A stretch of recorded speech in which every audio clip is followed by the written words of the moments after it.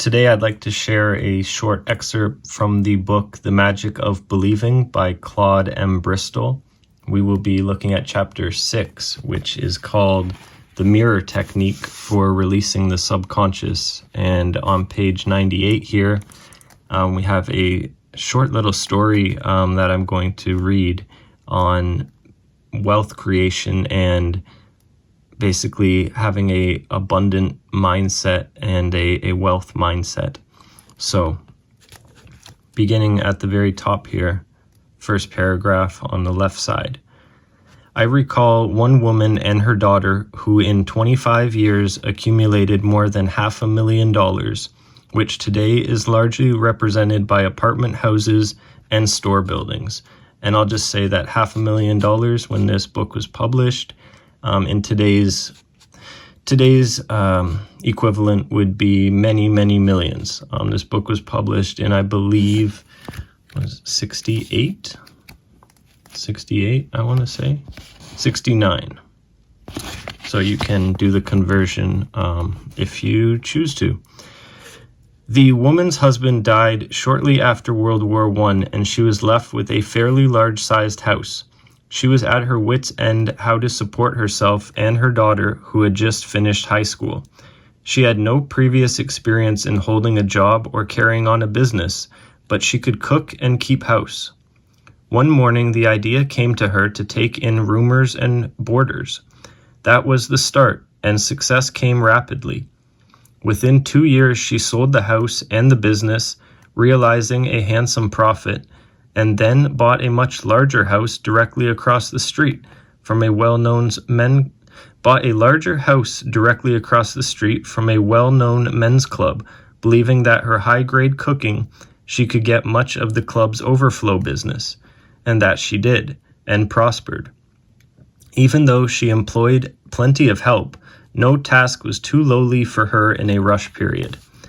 A retired elderly businessman who had taken up his home at her place one day suggested that she open a tea room. He said he could provide the necessary funds to fix up a place. The top floor of an office building in the business section was found, and the tea room opened. With herself as hostess and her daughter as cashier during the rush hours, and at other times helping in the kitchen and directing her employees, she soon made the tea room a favorite eating place for businessmen. That led to the purchase of a beach hotel through a mortgage company, and also to the profitable sale of the tea room.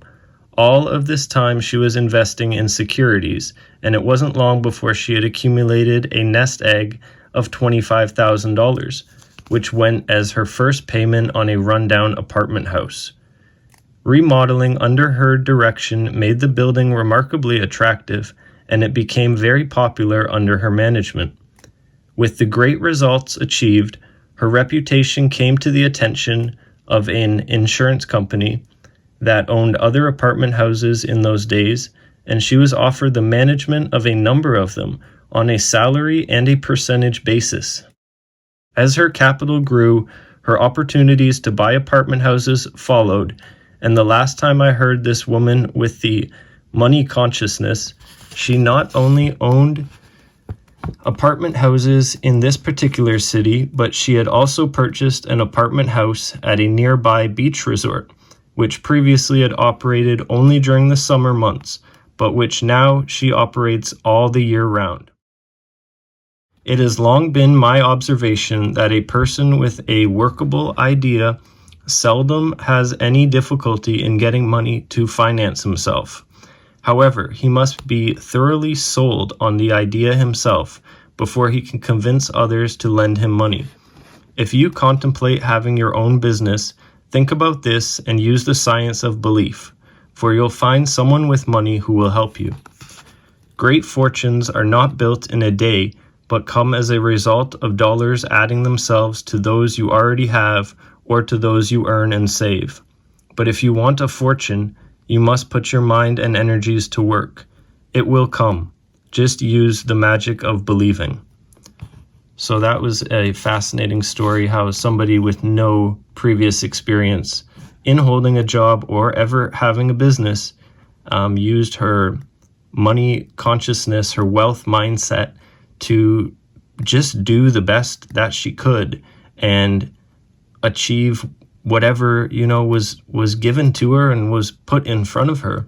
And as we become more open to accepting and using the law of assumption, as well as a wealth mindset, we will find many different avenues that arise and open themselves to us.